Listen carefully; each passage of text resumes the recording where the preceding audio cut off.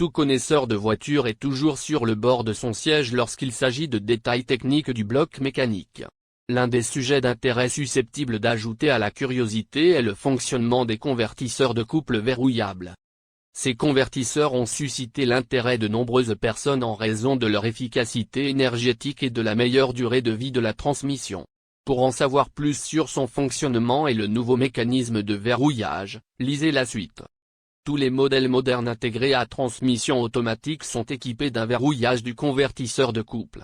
Il s'agit d'un mécanisme innovant qui fait le tour du marché pour l'efficacité qu'il offre. Explorons les bases et le fonctionnement de ces systèmes à partir de zéro. Les convertisseurs de couple sont similaires au couplage fluidique, dispositif permettant de transmettre la puissance mécanique en rotation, qui a la capacité de transférer la puissance d'un moteur à combustion interne à la charge entraînée. En ce qui concerne le positionnement, les convertisseurs de couple se situent entre la plaque flexible du moteur et la transmission automatique. La fonction de base des convertisseurs de couple est de multiplier le couple afin de faire face aux vitesses de rotation décroissantes. Ces convertisseurs s'avèrent être une aubaine lorsqu'il s'agit de conduire un véhicule lourd sur la route. Maintenant que vous savez ce qu'est un convertisseur de couple, passons à la compréhension des convertisseurs de couple à verrouillage. Qu'est-ce que le verrouillage du convertisseur de couple? Il faut savoir qu'un convertisseur de couple est susceptible de provoquer une perte d'efficacité. Lorsque la puissance du moteur est inférieure à une valeur seuil normalisée, un glissement à l'intérieur d'un convertisseur de couple est susceptible de se produire. Le glissement entraîne de la chaleur qui, à son tour, entraîne une perte d'économie de carburant. Pour éliminer les problèmes sous-jacents, un embrayage à verrouillage est ainsi introduit.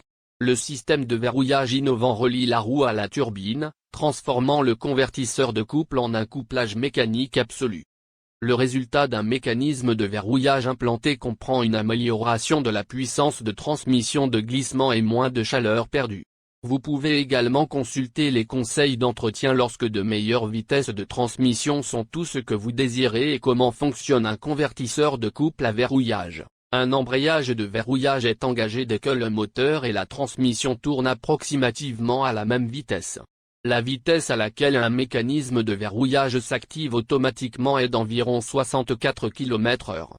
Toutefois, pour que la transmission soit verrouillée, certaines exigences doivent être respectées. La température du liquide de refroidissement, la vitesse du seuil de verrouillage, le régulateur de vitesse et les vitesses sont quelques paramètres qui affectent la fonctionnalité des convertisseurs de verrouillage. Si tous les facteurs sont réunis et que le verrouillage s'active, la roue et la turbine se branchent. En conséquence, vous pouvez vous attendre à une puissance de 100% via le convertisseur de couple. N'est-ce pas tout ce que tu veux? Il s'agit avant tout de verrouiller les convertisseurs de couple qui ajoutent de la durée de vie globale à la transmission automatique. Il existe également certains problèmes liés à une mauvaise action de verrouillage que vous devez prendre en considération. Avant de diagnostiquer l'un des problèmes, il est nécessaire de comprendre le fonctionnement des convertisseurs de couple à verrouillage. Cela explique le battage médiatique autour du sujet.